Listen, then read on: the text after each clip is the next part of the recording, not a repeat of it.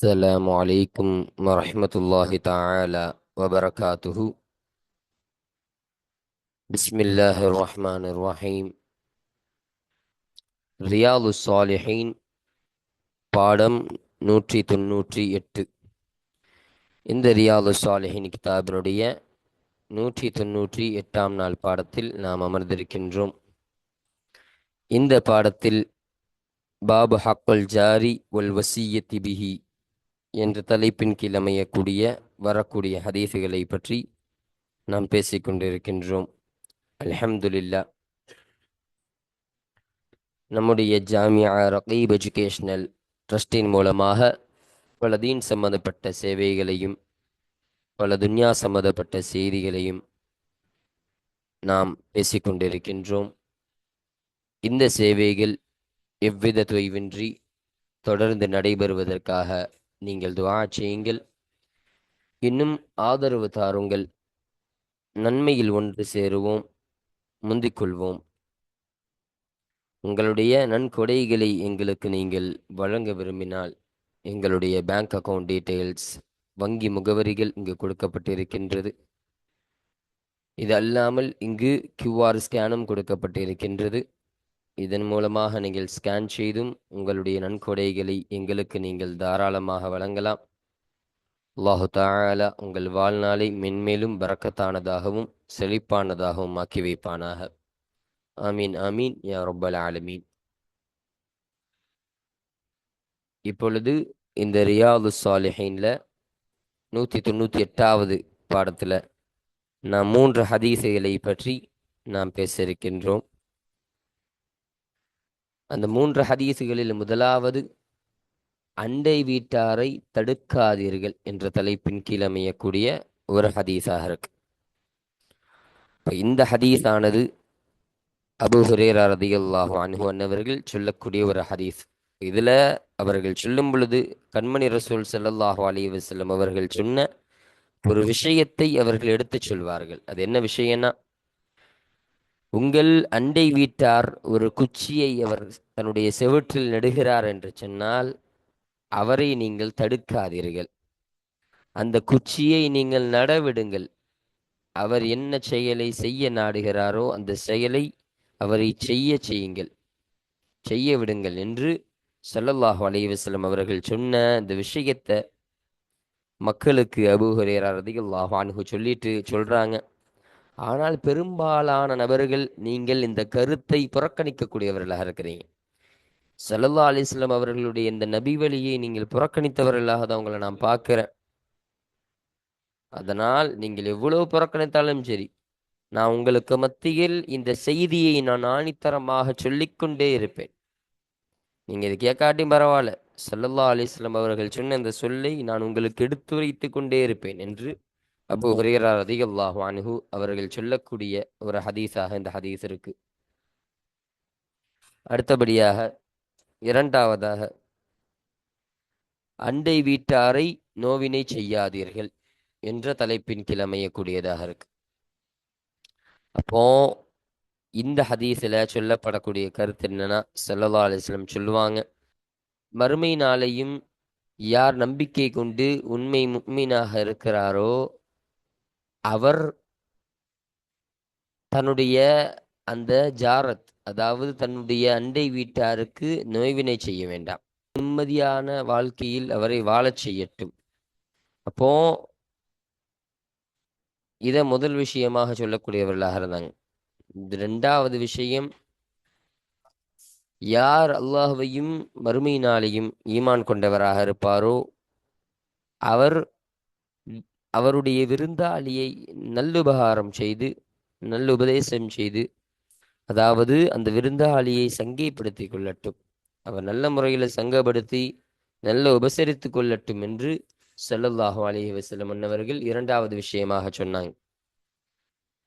அடுத்தபடியாக மூன்றாவது விஷயமாக சொல்லும் பொழுது, யார் அல்லாஹ்வையும் மறுமை நாளையும் ஈமான் கொண்ட ஒரு முஃமினாக இருப்பாரோ அவர் பேசினால் நல்ல சொற்களை மட்டும் அவர் பேசட்டும், நல்ல விஷயத்தை அவர் பேசட்டும்.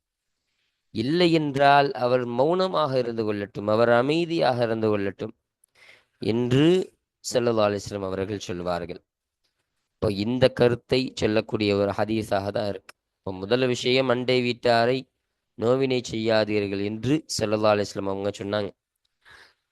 இப்போ அதன் காரணமாக தான் இரண்டாவதானது இப்படிப்பட்ட ஒரு தலைப்பில் அமைக்கப்பட்டிருக்கு. மூன்றாவது ஹதீஸாக மூன்று விஷயங்கள் என்ற தலைப்பின் கீழ் அமையக்கூடியதாக இருக்கு. இப்போ என்ன மூணு விஷயம்? ஸல்லல்லாஹு அலைஹி வஸல்லம் அவர்கள் சொல்லக்கூடிய, ஸல்லல்லாஹு அலைஹி வஸல்லம் அவர்கள் கற்றுத்தரக்கூடிய ஒரு மூன்று விஷயம். அப்போ அந்த மூன்று விஷயங்களும் இந்த ரெண்டாவது ஹதீஸில் சொல்லப்பட்ட அதே விஷயங்கள் தான், பெரிய மாற்று கருத்து ஒன்றும் கிடையாது. இப்போ அதில் சொல்லப்படக்கூடிய முதலாவது விஷயமும் அதே தான். யார் அல்லாஹ்வையும் மறுமை நாளை ஈமான் கொண்டவராக இருப்பாரோ அவர் தன்னுடைய அண்டை வீட்டாருக்கு நோவினை செய்யக்கூடிய காரியத்தை அவர் செய்ய வேண்டாம். நல்லுபகாரம் அவர் செய்து கொடுக்கட்டும். மேல என்ன சொன்னாங்க? அண்டை வீட்டாருக்கு நோவினை செய்யாதீர்கள் என்று ஸல்லல்லாஹு அலைஹி வஸல்லம் சொன்னாங்க ரெண்டாவது ஹதீஸ்ல. மூன்றாவது ஹதீஸ்ல அந்த அண்டை வீட்டாருக்கு நல்லுபகாரம் செய்து கொடுங்கள் என்று இந்த ஒரு கருத்து மட்டும் இந்த ஹதீஸ்ல மாற்றப்பட்டு இருக்கும். சரிங்களா? அப்போ நல்லுபகாரம் செய்து அவர்களுக்கு நல்லுதவி செய்து கொடுக்கட்டும் என்று ஸல்லல்லாஹு அலைஹி வஸல்லம் ஒன்றாவது விஷயமாக சொன்னாங்க. ரெண்டாவதாக, யார் அல்லாஹ்வையும் மறுமை நாளை ஈமான் கொண்டவராக இருப்பாரோ அவர் தன்னுடைய அந்த விருந்தாளியை நல்ல உபசரிப்பு செய்து அவரை நல்ல சங்கை செய்து கொள்ளட்டும் என்று இரண்டாவது விஷயமாக சொல்வார்கள். அடுத்தபடியாக மூன்றாவது விஷயமாக, யார் அல்லாஹ்வையும் மறுமை நாளை ஈமான் கொண்டவராக இருக்கிறாரோ அவர் அவருடைய வாயிலிருந்து ஹைரான விஷயத்தை மாத்திரம் அவர் பேசட்டும். அப்போ அவர் நல்ல விஷயத்தை மட்டும் அவர் சொல்லட்டும், தீயதான விஷயத்தை அவர் சொல்ல வேண்டாம். அப்படி நல்ல விஷயத்தை சொல்லாவிட்டாலும் அவர் அமைதியாக இருந்து கொள்ளட்டும், மௌனமாக இருந்து கொள்ளட்டும், அவர் பேச வேண்டாம் என்று ஸல்லல்லாஹு அலைஹி வஸல்லம் அவர்கள் இந்த மூன்று விஷயத்தை தான் இந்த ஹதீஸில் சொல்லித் தருவதனால மூன்று விஷயங்கள் என்ற தலைப்பின் கீழ் இதை நம்ம அமைச்சிருக்கிறோம். அப்போ அல்ஹம்துலில்லாஹ், இன்றைய பாடத்தில் இந்த மூன்று ஹதீஸுகளை பற்றி மட்டும்தான் இன்றைய பாடத்தில் நாம் பேச இருக்கின்றோம். அல்ஹம்துலில்லாஹ். இப்போ நம்ம கிதாபை பார்ப்போம். 307வது ஹதீஸ். இந்த ரியாலு சாலிஹின் கிதாபில் பதிவு செய்யப்படக்கூடிய ஹதீஸினுடைய வரிசையின் பிரகாரம் பார்க்கும் பொழுது இது 307வது ஹதீஸாக இது அமைகின்றது என்பதை நமக்கு சொல்லித்தராங்க. இந்த ஹதீஸ் யாரை தொட்டும் அறிவிக்கப்படக்கூடிய ஹதீஸ் என்றால், வஅன்ஹு, அபூ ஹுரைரா ரலியல்லாஹு அன்ஹு அவர்களை தொட்டும் அறிவிக்கப்படக்கூடிய ஹதீஸாக இது இருக்கு. அப்போ இந்த ஹூடைய லமீரும் இதற்கு முன்னால் வந்த அந்த ஹதீஸனுடைய அறிவிப்பாளரான அந்த அபூ ஹுரைரா ரலியல்லாஹு அன்ஹு அவர்களை பார்த்து மீளக்கூடியதாக இருக்கு. அப்போ அவங்க சொல்றாங்க, அன்ன ரசூலுல்லாஹி ஸல்லல்லாஹு அலைஹி வஸல்லம், நிச்சயமாக அல்லாஹுடைய தூதர் ஸல்லல்லாஹு அலைஹி வஸல்லம் அவர்கள், கால அவர்கள் சொன்னார்கள், லா யம்னா ஜாருன், ஒரு அண்டை வீட்டார் தடுக்க வேண்டாம், ஜாரஹு, தன்னுடைய அண்டை வீட்டாரை தடுக்க வேண்டாம், எதை விட்டும், ஐயகரிஸ ஹஷபத்தன் ஃபீ ஜிதாரிஹி, அவர் தன்னுடைய சுவற்றில் ஒரு குச்சியை அவர் நடுவதை விட்டும் அவரை தடுக்க வேண்டாம் என்று ஸல்லல்லாஹு அலைஹி வஸல்லம் சொன்னாங்க. ஒரு அண்டை வீட்டார் இருக்கிறாருன்னு சொன்னா அவர் தன்னுடைய சுவற்றில் ஒரு குச்சியை நடுகிறார். குச்சியை நட்டார்ன்னு சொன்னா அந்த குச்சியை அந்த நடுவதை எந்த காரணத்தை கொண்டும் நீங்கள் தடுக்காதீர்கள். அவர் நினைக்கிறதை செய்ய விடுங்க. அவர் அந்த குச்சியை நடுகிறாரா, அந்த குச்சியை நீங்கள் நடவிடுங்கள் என்று ஸல்லல்லாஹு அலைஹி வஸல்லம் அவர்கள் சொன்னார்கள். இப்போ இந்த ஸல்லல்லாஹு அலைஹி வஸல்லம் அவர்கள் சொன்ன இந்த கவுலை சொல்லிட்டு அபூ ஹுரைரா ரலியல்லாஹு அன்ஹு சொல்றாங்க பாருங்க. சும்ம பிறகு யகூலு அபூ ஹுரைரா ரலியல்லாஹு அன்ஹு சொல்வார்கள், மாலி, எனக்கு என்ன ஆனது, அராக்கும், உங்களை நான் பார்க்கிறேன், அன்ஹா முஅரிதீன், இந்த சுன்னத்தை விட்டும் இந்த நபி வழியை விட்டும் புறக்கணித்தவர்களாகவே உங்களை நான் பார்க்கிறேன் என்று அபூ ஹுரைரா ரலியல்லாஹு அன்ஹு சொன்னார்கள். ஸல்லல்லாஹு அலைஹி வஸல்லம் அவர்கள் ஒரு அண்டை வீட்டார் நடக்கூடிய அந்த குச்சியை நீங்கள் தடுக்காம அவரை நடவிடுங்கள் என்று சொன்னாங்க. ஆனால் இந்த ஒரு செயலை புறக்கணித்தவர்களாக தான் நான் உங்களை பார்க்கிறேன். அப்போ ஒரு அண்டை வீட்டார் ஒரு குச்சியை நட்டா அந்த குச்சியை நீங்கள் தடுக்க தான் நினைக்கிறீர்கள். அது நமக்கு ரொம்ப டிஸ்டர்பன்ஸாக இருக்கும். அது நமக்கு ரொம்ப இடையூறாக இருக்கக்கூடியதாக இருக்கும். அதனால் அவரை அதை நடவிடக்கூடாது என்று அந்த செயலை தடுத்தவர்களாக தான் உங்களை நான் பார்க்கிறேன் என்று அபூ ஹுரைரா ரலியல்லாஹு அன்ஹு சொன்னார்கள். சொல்லிட்டு சொல்றாங்க, வல்லாஹி அல்லாஹ்வின் மீது சத்தியமாக, ல அர்மி என்ன பிஹா பைன அக்தாஃபிக்கும், உங்களுடைய தோல் புஜங்களுக்கு மத்தியில் இந்த சுன்னத்தை கொண்டு நான் எரிந்து கொண்டே இருப்பேன் என்று சொன்னார்கள். அப்போ இங்க ல அருமி என்ன அப்படின்னு பார்த்தா திட்டமாக நான் எரிந்து கொண்டே இருப்பேன் என்றுதான் அர்த்தம்.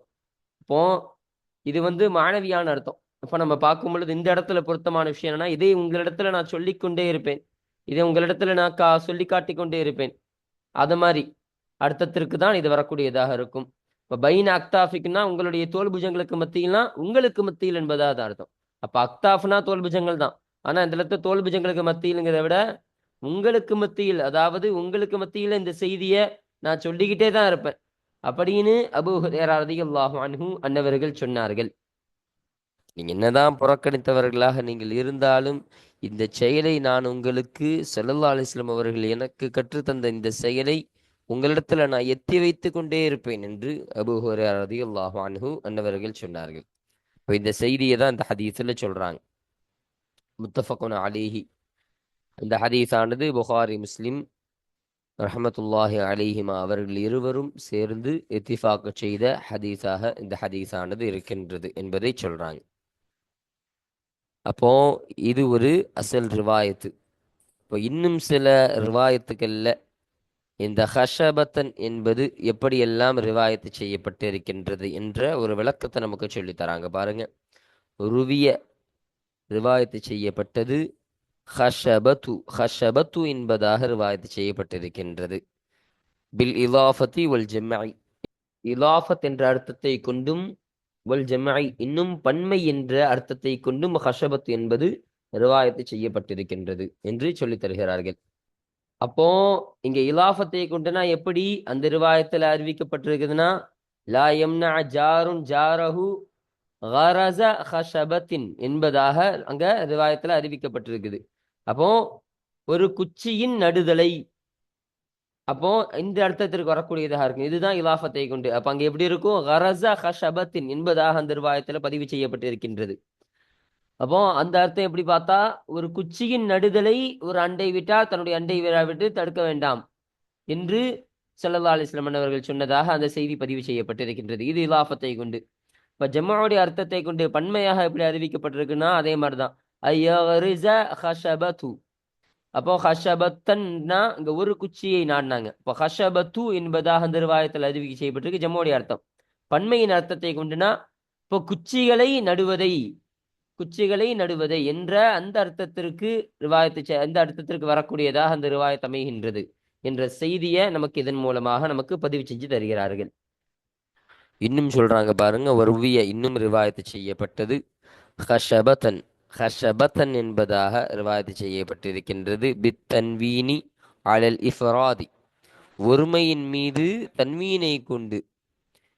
ஓ தன்வீன் செய்யப்பட்டிருக்கிறா. அப்போ இதனுடைய அர்த்தம் எப்படி ஒருமையின் மீதாக இருக்கும். அப்ப ஹஷபத்தன் இங்க இந்த இந்த ரிவாயத்தில் அப்படிதான் ரிவாயத்து செய்யப்பட்டிருக்கு. ஹஷபத்தன் ஒரு குச்சியை என்பதாகவும் ரிவாயத்து செய்யப்பட்டிருக்கின்றது என்று இந்த ரெண்டு விளக்கத்தை நமக்கு சொல்றாங்க. அடுத்தபடியாக பாருங்க, வகௌலுஹு மாலி அராக்கும் அன்ஹா முஅரிதீன். இந்த மாலி அராக்கும் அன்ஹா முஅரிதீன் என்ற வார்த்தையை கொண்டு அதனுடைய சொல்லாகிறது என்ற அபூ ஹுரைரா ரலியல்லாஹு அன்ஹு அவர்களுடைய சொல்லாகிறது. யானி அவர் நாடுகிறார் அன்ஹாதிஹி சுன்னதி, இந்த நபி வழியை விட்டும் என்ற அர்த்தத்திற்கு தான் சொல்லக்கூடியதாக இருக்கின்றது என்பதை சொல்றாங்க. அப்போ இங்க அன்ஹா முஅரிதீன் என்பதாக சொன்னார்கள். இந்த சுன்னத்தை விட்டும், அப்போ இந்த அன்ஹாவை கொண்டு நாடக்கூடிய விஷயம் என்ன? இந்த சுன்னத், இந்த நபி வழியை விட்டும் நீங்கள் புறக்கணித்தவர்களாக உங்களை நான் பார்க்கிறேன். என்ற அர்த்தத்திற்கு இது வரக்கூடியதாக இருக்கின்றது என்ற ஒரு விளக்கத்தையும் இங்கு நமக்கு சொல்லித் தருகிறார்கள். இப்போ இது 307வது ஹதீஸ். இப்போ அடுத்தபடியாக 308வது ஹதீஸை நம்ம பார்ப்போம். வான்ஹு, இந்த ஹதீஸும் அபூ ஹுரைரா ரலியல்லாஹு அன்ஹு அவர்களை தொட்டு அறிவிக்கப்படக்கூடிய ஹதீஸாகவே இது அமைகின்றது. அவங்க சொல்றாங்க, அன்ன ரசூலல்லாஹி ஸல்லல்லாஹு அலைஹி வஸல்லம், நிச்சயமாக அல்லாஹுடைய தூதர் ஸல்லல்லாஹு அலைஹி வஸல்லம் அவர்கள் அவர்கள் சொன்னார்கள், மன் கான யுமினு பில்லாஹி, யார் அல்லாஹ்வை கொண்டு ஈமான் கொண்டவராக ஆகியிருப்பாரோ, வல் யௌமில் ஆகிரி, இன்னும் மறுமையினாலேயும் ஈமான் கொண்டவராக யார் ஆகியிருப்பார்களோ, ஃபலா யுதி ஜாரஹு, அவர் தன்னுடைய அண்டை வீட்டாரை நோவினை செய்ய வேண்டாம். அப்போ அந்த அண்டை வீட்டாருக்கு இடையூறு தரக்கூடிய காரியங்களை அவர் செய்ய வேண்டாம். அந்த அண்டை வீட்டாருக்கு நல்லுபகாரம் செய்து கொடுக்கட்டும். அவருக்கு இடையூறு தரக்கூடிய, அவருக்கு பிடிக்காத விஷயங்களை கொடுத்து அவரை தொந்தரவு செய்ய வேண்டாம் என்று ஸல்லல்லாஹு அலைஹி வஸல்லம் சொன்னார்கள்.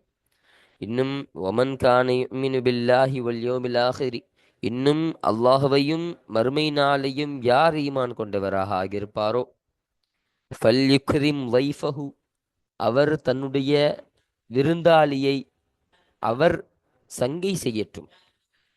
அப்போ உங்களிடத்துல விருந்தாளி வராங்கன்னு சொன்னா அவர், அப்போ ஸல்லல்லாஹு அலைஹி வஸல்லம் ஒமன் கான யுமினு பில்லாஹி வல் யௌமில் ஆகிர் யாரா சொல்றாங்க? முஸ்லிமான முஃமினான நபரை பார்த்து சொல்றாங்க.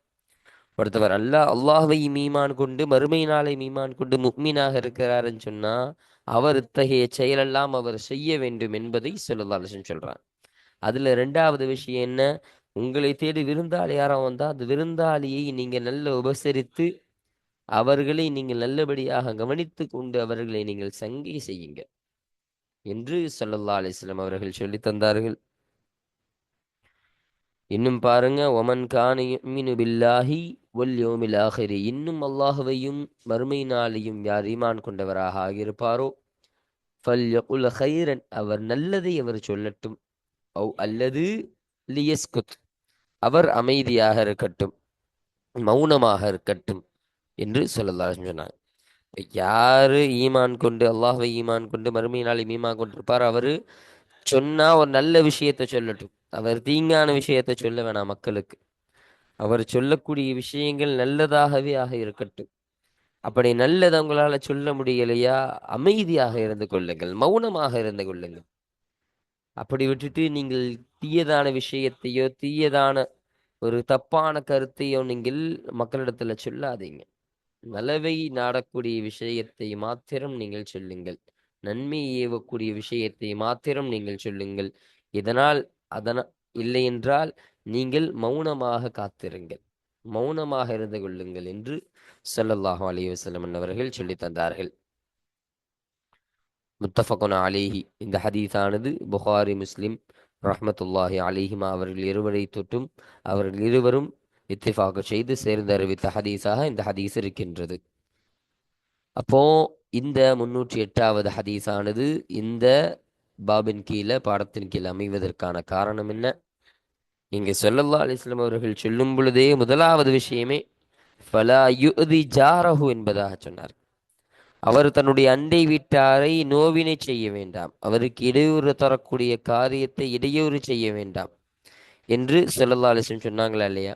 அப்போ இந்த அண்டை வீட்டாருக்கு எந்த ஒரு தொந்தரவு கொடுக்கக்கூடாது, அவர்களை ராஹத்தான முறையில நிம்மதியான முறையில வைத்து கொள்ள வேண்டும் என்ற ஒரு விஷயத்தை இங்கு பதிவு செய்வதன் காரணமாக தான் இந்த ஹதீஸானது இந்த பாடத்திற்கு கீழே அமையக்கூடியதாக இது இருக்கின்றது.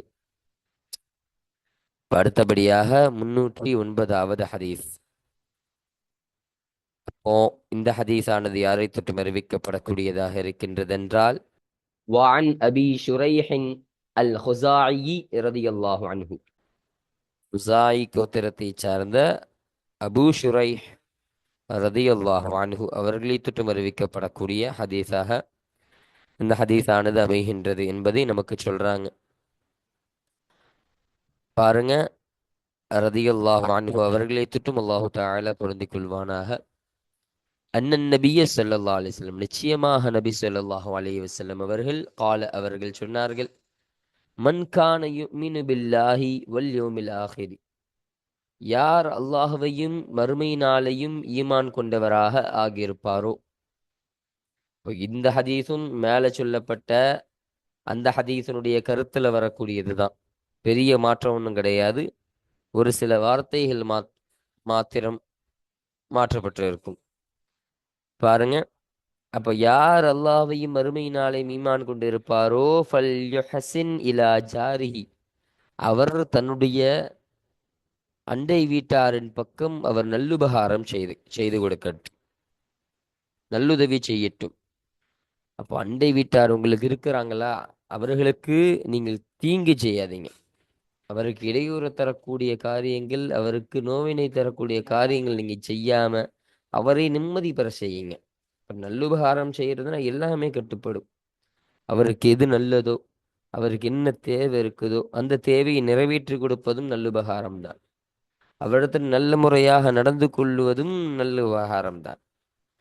அவருக்கு இருக்கக்கூடிய கஷ்டத்தை நீக்கி கொடுப்பதும் நல்லுபகாரம் தான். இப்படி நல்லுபகாரம் என்று எத்தனையோ வார்த்தை இருக்கு. இப்போ அந்த ஃபல் யுஹ்சின் என்ற வார்த்தையில் இவ்வளவும் கட்டுப்படும். இப்போ ஆக மொத்தம் உங்கள் அண்டை வீட்டாரை நிம்மதியாக நீங்க இருக்க செய்யுங்க. அவர்களுக்கு உங்கள் மூலமாக பாதுகாப்பு என்பதுதான் கிடைக்கக்கூடியதாக இருக்க வேண்டும். அவர்களுக்கு உங்களின் மீது உங்கள் பக்கம் அவர்களுக்கு தொந்தரவு ஏற்படும் அளவிற்கு நீங்கள் ஆகிக்கொள்ளாதீர்கள் என்று ஸல்லல்லாஹு அலைஹி வஸல்லம் அவர்கள் முதலாவது விஷயமாக சொன்னார்கள். அடுத்தபடியாக ஒமன் கானி யுமினு பில்லாஹி வல் யௌமில் ஆஹிரி, இன்னும் யார் அல்லாஹ்வையும் மறுமை நாளையும் ஈமான் கொண்டவராக ஆகியிருப்பாரோ ஃபல் யுக்ரிம் வைஃபஹு, அவர் தன்னுடைய விருந்தாளியை அவர் சங்கை செய்யட்டும், அவர் உபசரித்து கொள்ளட்டும். இப்போ இதுவும் மேலே சொல்லப்பட்டதுதான். இப்போ விருந்தாளி வராங்கன்னு சொன்னா அவர்களை நல்ல உபசரிக்கணும்.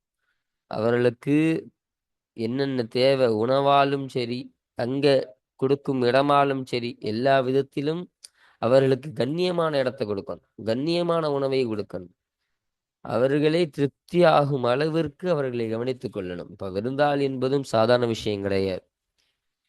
இஸ்லாத்துல விருந்தாளி உபசரிப்பது என்பது, விருந்தோம்பலை பற்றி எக்கச்சக்கமான ஹதீசுகள் சொல்லப்பட்டிருக்கு. ஸல்லல்லாஹு அலைஹி வஸல்லம் அவர்கள் அதிகம் வலியுறுத்திய விஷயம் விருந்தாளிகள் உபசரிகள். அப்போ அப்படி நீங்கள் உங்கள் விருந்தாளிகளை சங்கை செய்யுங்க என்பதை இதன் மூலமாக ஸல்லல்லாஹு அலைஹி வஸல்லம் அவர்கள் கற்றுத்தருகிறார்கள். இன்னும் பாருங்க, ஒமன் கான யுமினு பில்லாஹி வல் யௌமில் ஆஹிரி, இன்னும் யார் அல்லாஹுவையும் மறுமை நாளையும் ஈமான் கொண்டவராக இருப்பாரோ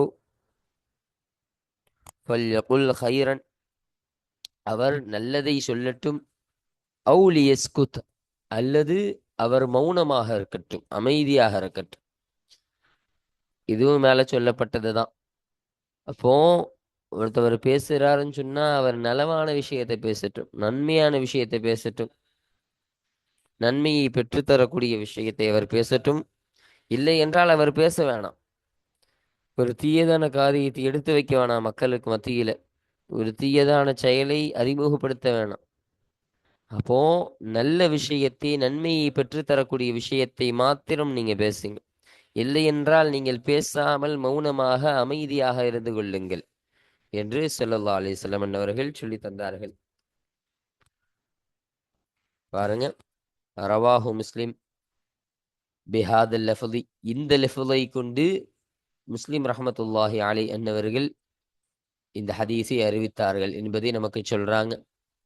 வரவல் புகாரி பாலஹு, இன்னும் இதில் சில விஷயத்தை கொண்டு புகாரி ரஹமத்துல்லாஹி அலை அன்னவர்களும் அறிவித்தார்கள் என்ற செய்தியை இங்கு நமக்கு சொல்லித் தருகிறார்கள். இப்போ இதுதான் 309வது ஹதீஸ். இப்போ இந்த ஹதீஸ் ஆனது இந்த பாபின் கீழே, இந்த பாடத்திற்கு கீழே பதிவு செய்யப்படுவதற்கான காரணம் என்னன்னா, இதுலேயும் ஸல்லல்லாஹு அலைஹி வஸல்லம் அவர்கள் முதலாவது சொல்லக்கூடிய விஷயம் ஃபல்யுஹ்சின் இலா ஜாரிஹி, யாரு அல்லாஹ்வை ஈமான் கொண்டு மறுமை நாளை ஈமான் கொண்டு ஒரு முஃமினாக இருக்கிறாரோ அவர் தன்னுடைய ஜாரை, தன்னுடைய அண்டை வீட்டாரை அவர் நல்லுபகாரம் செய்து கொள்ளட்டும். அவரின் பக்கம் நல்லுபகாரம் செய்து நல்ல உதவிகளை செய்து நல்லபடியாக அவரிடத்தில் நடந்து கொள்ளட்டும் என்று ஸல்லல்லாஹு அலைஹி வஸல்லம் அவர்கள் சொல்லி தந்தார்கள். அப்போ இந்த ஒரு கருத்தை இந்த ஹதீஸானது உள்ளடக்கியதன் காரணமாக தான் இந்த ஹதீஸானதும் இந்த பாபின் கீழே பதிவு செய்யப்படுவதற்கான காரணமாக இது அமைகின்றது. அல்ஹம்துலில்லாஹ். அப்போ இன்றைய பாடத்தில் இந்த 307வது ஹதீஸ், 308வது ஹதீஸ், 309வது ஹதீஸ் என்று இந்த 3 ஹதீஸுகளை பற்றி நம்ம முழுமையாக நம்ம பார்த்தாச்சு. அல்ஹம்துலில்லாஹ். இப்போ இன்ஷா அல்லாஹ் அடுத்த பாடத்தில் இந்த 310வது ஹதீஸை பற்றிய செய்திகள், அதில் சொல்லப்படக்கூடிய விஷயங்களை பற்றி இன்ஷா அல்லாஹ் நம்ம அடுத்த பாடத்தில் நாம் பேசுவோம். வாஹிரு தஅவானா அனில் ஹம்துலில்லாஹி ரப்பில் ஆலமீன். அஸ்ஸலாமு அலைக்கும் வரஹ்மத்துல்லாஹி தஆலா வபரகாத்துஹு.